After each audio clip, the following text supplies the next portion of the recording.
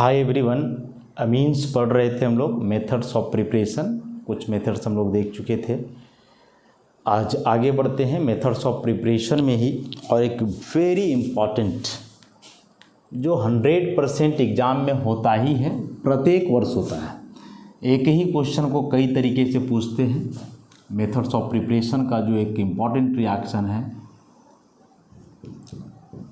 Hoffmann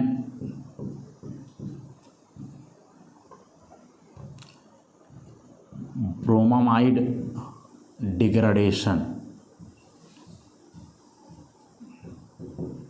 बहुत important reaction है। प्रत्येक वर्ष क्वेश्चन इस टॉपिक से एग्जाम में होना ही है किसी भी कीमत पे।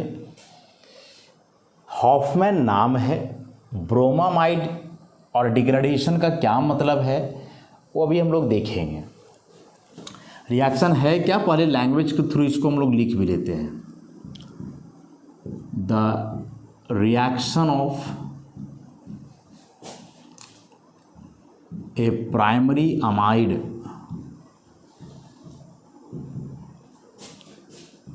with bromine मतलब Br2 in the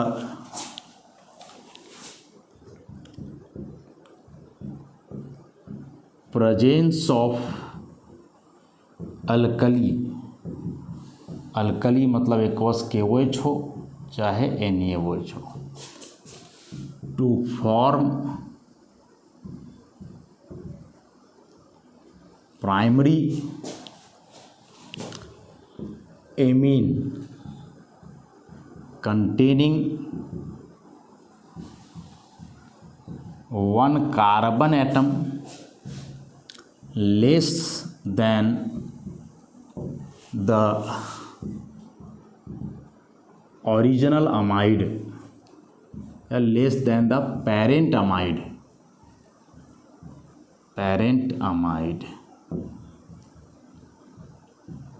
is known as Hofmann bromamide degradation।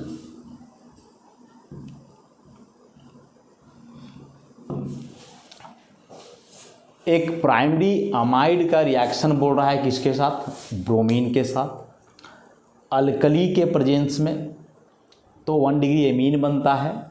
और उस एमीन में बोल रहा है कि कार्बन का संख्या 1 कम हो जाता है, किसके तुलना में, तो उस अमाइड के तुलना में जिससे वह बना है। रिएक्शन भी लिख लें तो और अच्छे से समझ में आएगा। यह है कोई 1 डिग्री अमाइड, इसका रिएक्शन ब्रोमीन से in the presence of alkali 4 mole KOH aqueous solution होगा। हीट करेंगे इसको हम लोग तो बनता है RnH2 plus K2CO3 plus 2KBr plus 2H2O। ये हो गया 1 डिग्री अमीन। अब रिएक्शन को देखो और फिर समझते हैं इसको हम लोग। प्राइमरी अमाइड का रिएक्शन बोल रहा था ब्रोमीन के साथ। This one is primary amide, 1 degree amide, bromine के साथ अल्कली के प्रेजेंस में KOH या NaOH लिए हम लोग, तो क्या बनता है, प्राइमरी एमीन बन रहा है। लेकिन बोल रहा है कि उस प्राइमरी एमीन में जो कार्बन का संख्या होगा वह 1 कम होगा, किसके तुलना में, पेरेंट अमाइड के तुलना में। मतलब जिस अमाइड से एमीन बना है उस एमीन में 1 कार्बन का संख्या कम होगा, है ही कम। यहाँ 1 कार्बन दिख रहा है, इसमें कहाँ कहीं कार्बन दिख रहा है। अरे जो कार्बन यहाँ था वो तो निकल गया है CO3 के रूप में बाहर ना, यहाँ से ऐसा। तो आप नाम को समझो, हॉफमैन तो नाम है साइंटिस्ट का जिन्होंने यह रिएक्शन कराया। ब्रोमामाइड 2 चीज़ है, ब्रोमीन प्लस अमाइड। तो अब इस रिएक्शन का मैकेनिज्म हम लोग देखेंगे, तो देखेंगे उस दरमियान इंटरमीडिएट एक बनता है ब्रोमामाइड। और डिग्रेडेशन का मतलब यही हुआ कि कार्बन का संख्या 1 कम हो जाना। डिग्रेड करना मतलब घट जाना, कार्बन का संख्या कम हो जाना। तो एक कार्बन का संख्या कम हो जा रहा है ना अमीन में, इसलिए लगा हुआ है डिग्रेडेशन। तो हो गया हॉफमैन ब्रोमामाइड डिग्रेडेशन। हॉफमैन नाम है, ब्रोमामाइड एक इंटरमीडिएट बनता है रिएक्शन के दरमियान, और डिग्रेडेशन का मतलब इसमें हुआ कार्बन का संख्या एक कम हो जाना, हॉफमैन ब्रोमामाइड डिग्रेडेशन। कोई एग्जाम्पल लेकर के चलोगे आप, सिमिलर रिएक्शन होना है, जैसे यहाँ ले लिए एसिटामाइड, इसका रिएक्शन अब करवाए Br2 से in the presence of KOH, heat किया आपने तो बनेगा मिथाइल एमीन, प्लस ये सारे प्रोडक्ट सेम होंगे।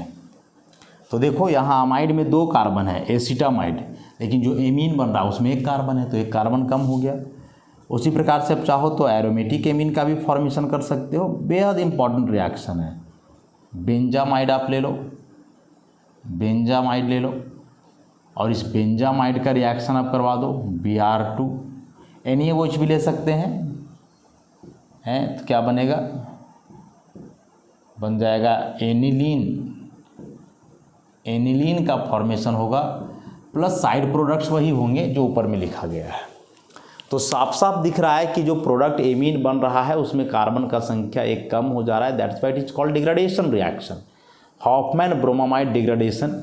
कि किसी भी प्राइमरी अमाइड का रिएक्शन मेनली ब्रोमीन के साथ ही होना है, अल्कली के प्रेजेंस में 1 डिग्री एमीन बनेगा जिसमें कार्बन का संख्या एक क्या हो जाएगा, कम। अब आते हैं इस रिएक्शन के मैकेनिज्म पे, उस मैकेनिज्म को ही थोड़ा समझना है ध्यान से कि क्या है मैकेनिज्म।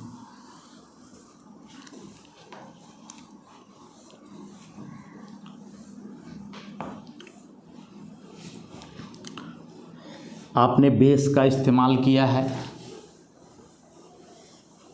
हैलोजन ब्रोमीन का इस्तेमाल किया है, और फिर अमाइड का। तो ऑब्वियसली हैलोजन और जो अल्कली है इनऑर्गेनिक कंपाउंड्स हैं, और अमाइड है ऑर्गेनिक कंपाउंड। तो जो मैकेनिज्म आप लिखोगे उस दरमियान इनऑर्गेनिक रिएक्शन भी इन्वॉल्व होंगे इसमें, और ऑर्गेनिक रिएक्शन तो इन्वॉल्व होंगे ही होंगे। तो अब हम लोग बात करते हैं हॉफमैन ब्रोमामाइड डिग्रेडेशन के मैकेनिज्म की।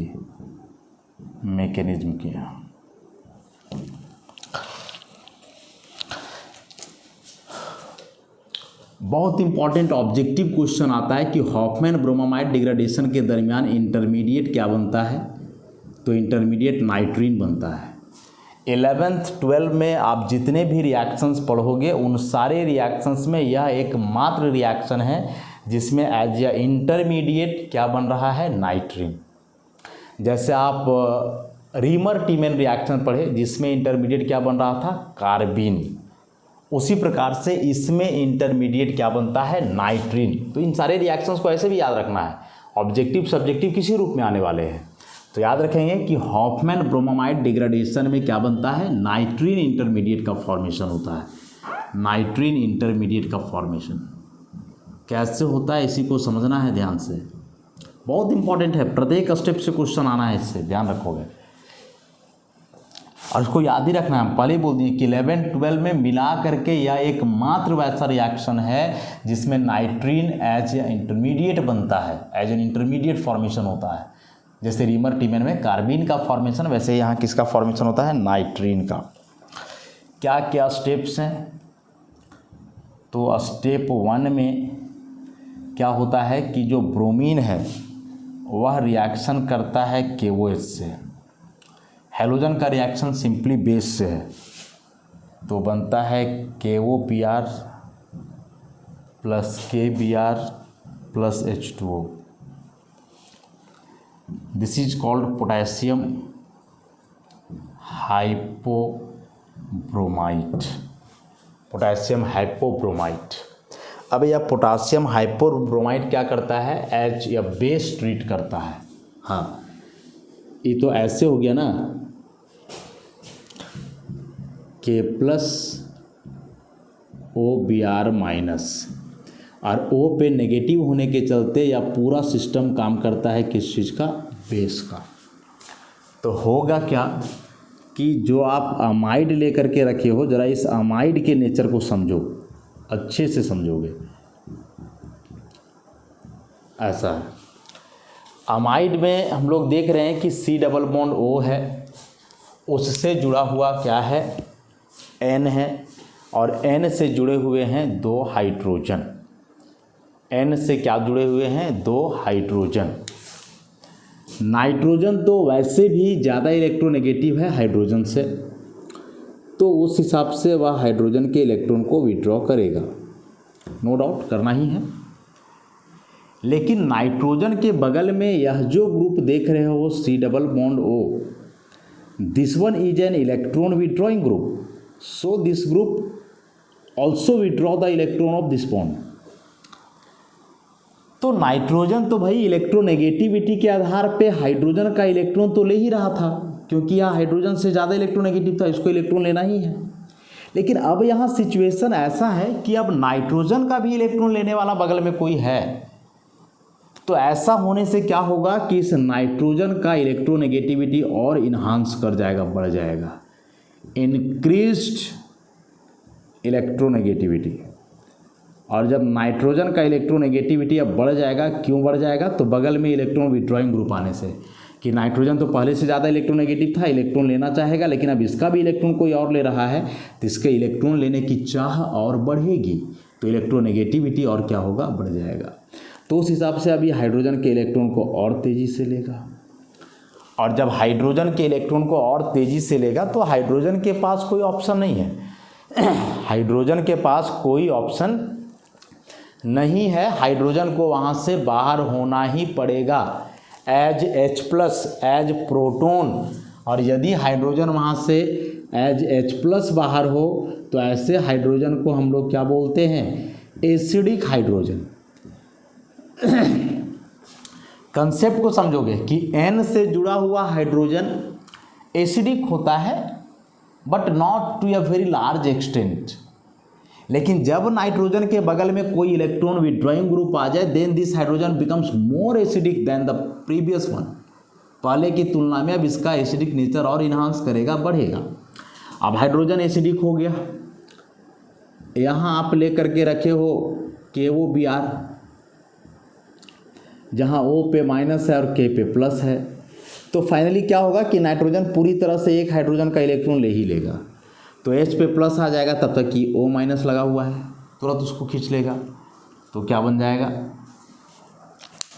तो यहाँ से बनेगा क्या, RC double bond O N, एक H बचा रहेगा, एक लोन पेयर पहले से था, और एक बॉन्ड के पूरे इलेक्ट्रॉन को लेगा तो एक लोन पेयर और आ जाएगा, तो उस हिसाब से नाइट्रोजन पे नेगेटिव चार्ज, क्योंकि अब इसके पास टोटल 6 इलेक्ट्रॉन हो गए, 2 4 5 6, जबकि अपना 5 ही होता है। और बाहर क्या हुआ, बाहर हो गया K+, तो यहाँ रह जाएगा एज ए काउंटर आयन ऐसे, और बाहर हो गया यहाँ से BrOH, BrO माइनस था, O माइनस इस H को ले लिया, तो क्या बाहर हो गया BrOH, ऐसा। अब जो यह बना है फर्दर रिएक्शन करेगा यह हाइपोब्रोमस एसिड से, HOBr जो बना है यहाँ, उससे फर्दर रिएक्शन होगा इसका, इस चीज़ से रिएक्शन करेगा, ऐसा। देखो ऑक्सीजन ब्रोमीन के बीच डायरेक्ट बॉन्ड है, oxygen is much more electronegative than bromine, तो उस हिसाब से इस बार आप क्या करोगे कि ऑक्सीजन पे दोगे पार्शियल नेगेटिव और ब्रोमीन पे दोगे पार्शियल पॉजिटिव, तो फिर वही बात होना है कि इस OH को यहाँ से हटा ही दो, तो क्या होगा, या N- ले लेगा Br को, तो बनेगा क्या, RC double bond O NH, और यहाँ जा करके अब जुड़ेगा Br, एक लोन पेयर बचेगा, और साथ में OH माइनस बाहर होगा, तो OH माइनस और K मिल करके अगेन KOH हो गया, मतलब वही जो बेस हमने स्टार्टिंग में लिया था रिकवर हो गया हम लोग को, ऐसा यहाँ जो लिए थे KOH। अब N से यहाँ ब्रोमीन जुड़ा हुआ है, that's why it is called N bromamide, और ब्रोमामाइड बन रहा है इसलिए रिएक्शन में क्या लगा हुआ है, ब्रोमामाइड। हॉफमैन तो बता दिए ना, नाम है साइंटिस्ट का, और ब्रोमामाइड क्यों लगा, तो रिएक्शन का मैकेनिज्म लिखते हम लोग को पता चल गया। कि रिएक्शन के दरमियान फॉर्मेशन होता है इंटरमीडिएट का, जिसको हम लोग क्या बोलते हैं, ब्रोमामाइड बोलते हैं।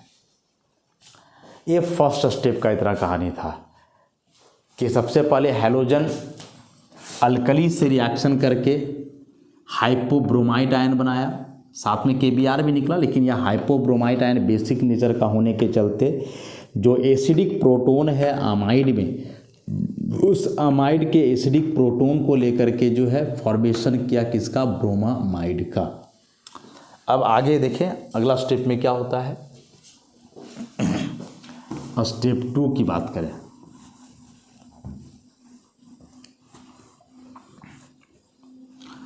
स्टेप 2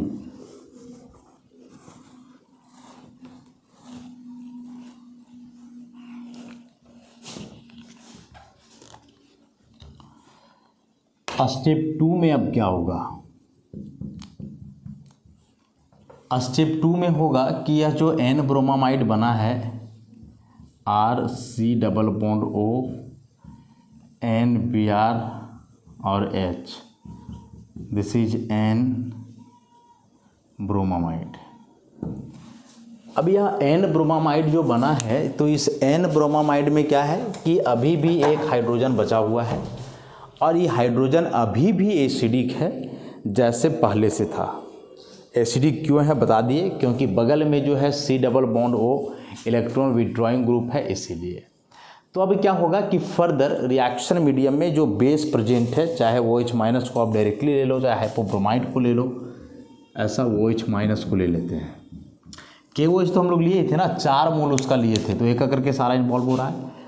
तो फिर से इस हाइड्रोजन के इलेक्ट्रॉन को नाइट्रोजन ले लेगा, तो OH इस H प्लस को लेकर के एज H2O यहाँ से एलिमिनेट होगा। तो क्या फॉर्मेशन होगा इस जगह पे, फॉर्मेशन होगा RC double bond O N ऐसा Br माइनस तो आ ही गया ऐसा, मतलब अभी भी ब्रोमीन यहाँ जो है क्या है, जुड़ा हुआ है।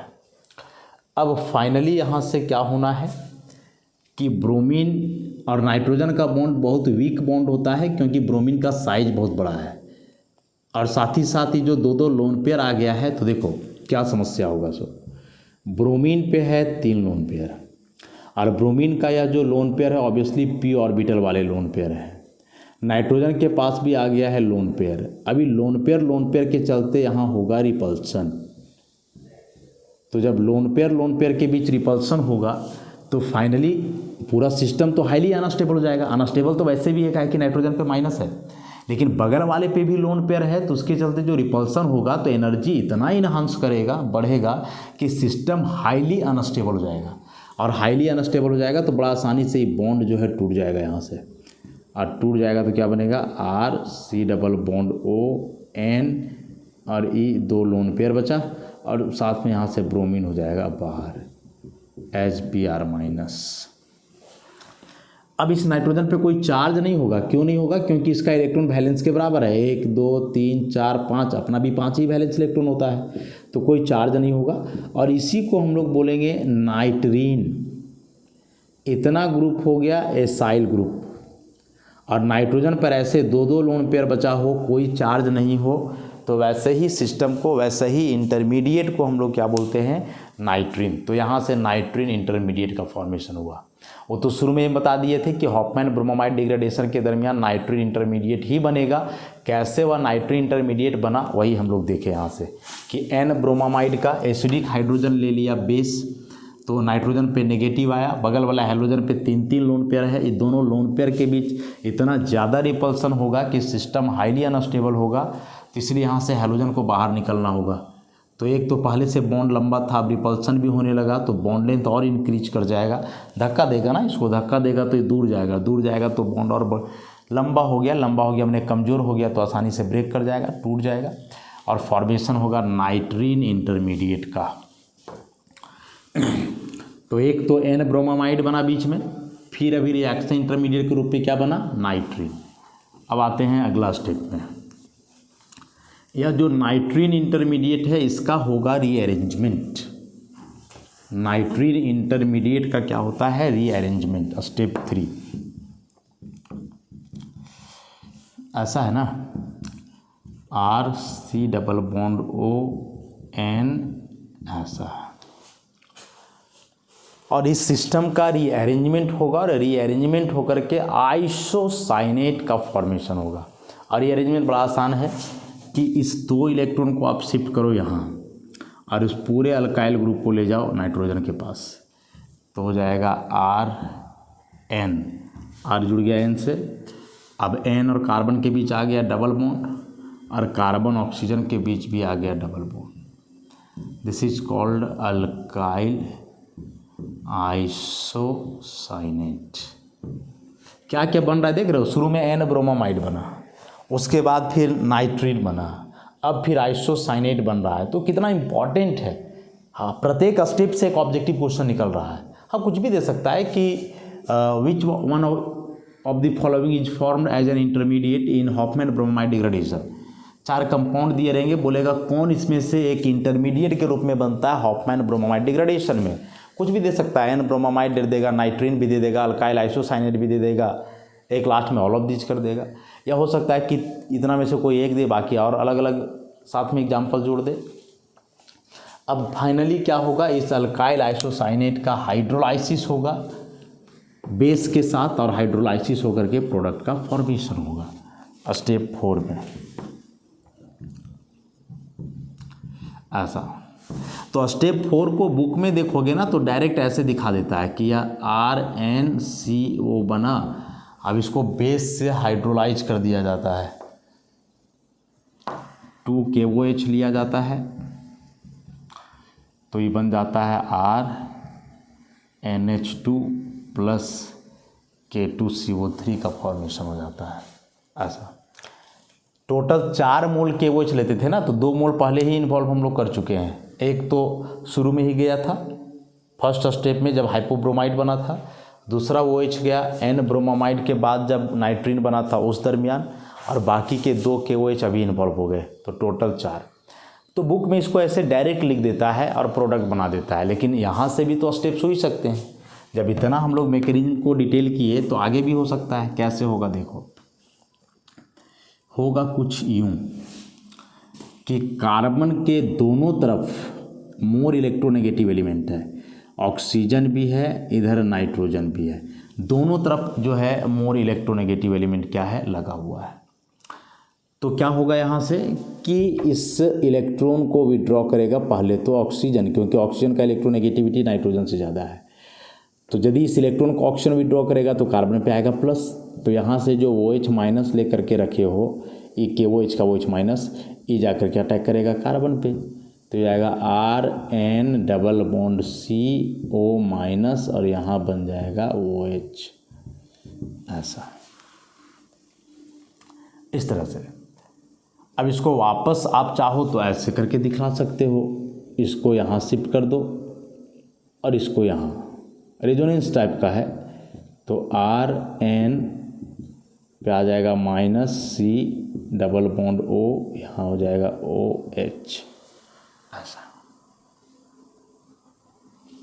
अब इसको प्रोटॉन ट्रांसफ़र कर सकते हो, यहाँ से प्रोटॉन ट्रांसफ़र करोगे इस मायने में कि ऑक्सीजन ज़्यादा इलेक्ट्रोनेगेटिव हाइड्रोजन से, तो इसके इलेक्ट्रॉन को यदि लेता है तो H पे आएगा प्लस, तो N माइनस तब तक इसको ले लेगा, तो RN अब यहाँ जुड़ गया H इलोन पेयर से, C डबल बॉन्ड O और यहाँ बच गया O माइनस ऐसा।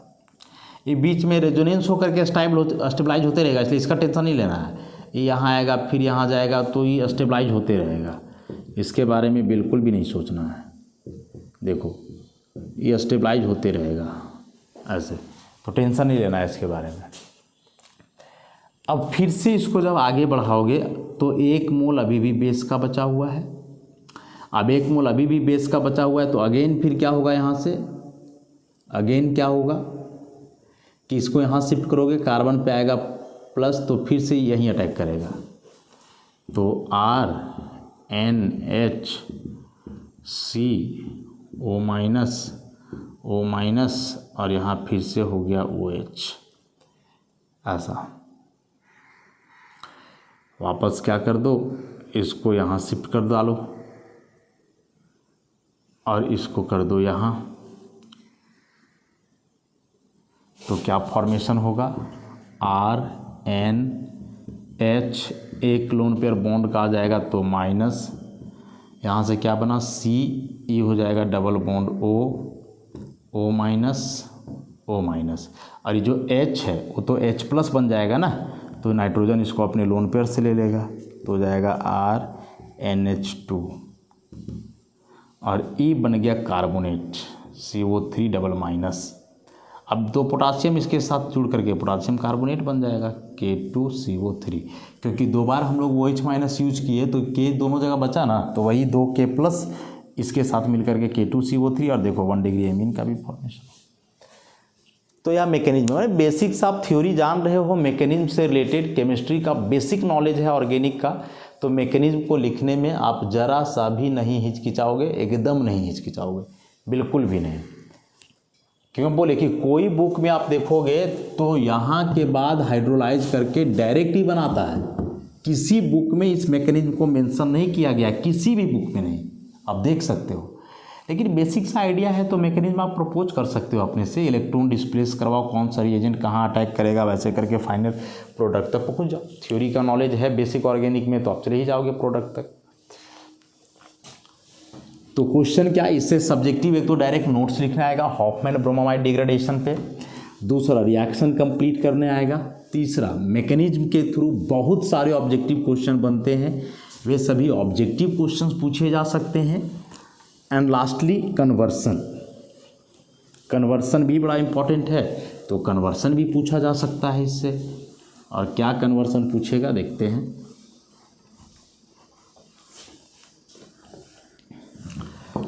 तो कन्वर्सर के रूप में जैसे पूछ लेगा, मान लो एसिटिक एसिड टू मिथाइलेमीन, एक कार्बन डायरेक्ट कम करना है, तो एसिटिक एसिड माने 2 कार्बन का कार्बोक्सिलिक एसिड है,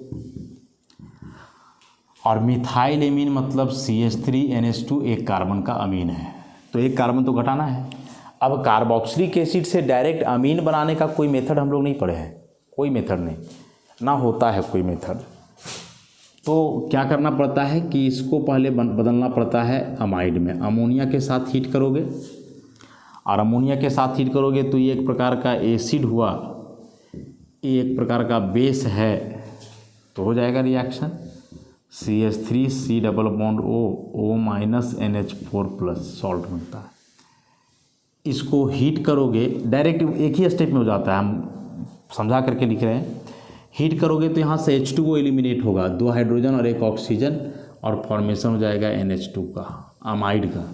अब अमाइड से एमीन बनाने के लिए अभी पढ़े हम लोग हॉफमैन ब्रोमामाइड डिग्रेडेशन, जिसमें एक कार्बन कम हो जाता है। तो यहाँ जो प्रोडक्ट एमीन बनाना है, देखो इसमें एक ही कार्बन है, जबकि यहाँ 2 है, तो एक कार्बन तो वैसे भी कम करना था, तो ऑब्वियसली यही रिएक्शन लगेगा, Br2 in the presence of KOH strong heat, ठीक, तो हो जाएगा रिएक्शन, ये बन जाएगा। बाकी साइड प्रोडक्ट कन्वर्सन में हम लोग नहीं लिखते हैं। तो जब भी एमीन बनाना हो एक कार्बन कम करके, तो जो भी दिया हुआ है स्टार्टिंग मटेरियल, प्रयास करो उसको अमाइड में बदलने का, और एक बार यदि वह अमाइड में बदल गया उसके बाद फिर हॉफमैन ब्रोमामाइड डिग्रेडेशन का आप इस्तेमाल करोगे, और इस हॉफमैन ब्रोमामाइड डिग्रेडेशन के मदद से आप आसानी से जो है प्रोडक्ट तक पहुंच जाओगे, मतलब प्रोडक्ट का फॉर्मेशन हो जाएगा। तो इस एक लेक्चर में मात्र एक रिएक्शन डिस्कस कर पाए हम लोग, लेकिन हाँ काफ़ी डिटेल में एक एक स्टेप देखे, कैसे कैसे रिएक्शंस, कैसे क्वेश्चंस पूछे जा सकते हैं इस रिएक्शन से, उसको हम लोग समझे, तो अच्छे से इसको करोगे। क्योंकि एक रिएक्शन से जब कई प्रकार के क्वेश्चन बने ना, तो जाहिर सी बात है कि रिएक्शन आना ही है। ठीक है, किसी वर्ष नोट्स लिखने आ गया, हो सकता है किसी वर्ष रिएक्शन कंप्लीट करने दे, अगले वर्ष कन्वर्सन दे दे, अगले वर्ष मैकेनिज्म से बीच में ऑब्जेक्टिव क्वेश्चन बना करके पूछ दे, तो जिससे हर एक प्रकार के क्वेश्चन बन सकते हैं, उससे कोई ना कोई क्वेश्चन तो प्रत्येक वर्ष पूछेगा। तो इस एमीन चैप्टर का one of the most important topic है या हॉफमैन ब्रोमामाइड डिग्रेडेशन। तो अच्छे से इसको करोगे, जैसे बताया वैसे नोट्स में है। नोट्स में हाइड्रोलाइसिस का मैकेनिज्म मेंशन नहीं है, तो उसको आप वीडियो से ही कर लोगे, समझ लोगे तो अच्छे से हो जाएगा। बाकी अपने से भी कुछ कन्वर्सन को कर सकते हो, और लास्ट में तो हम लोग NCERT बुक का करेंगे ही, तो बाकी सारे कन्वर्सन उसमें आ जाएंगे। तो आज के लिए इतना ही, फिर नेक्स्ट लेक्चर से हम लोग आगे बढ़ेंगे। धन्यवाद।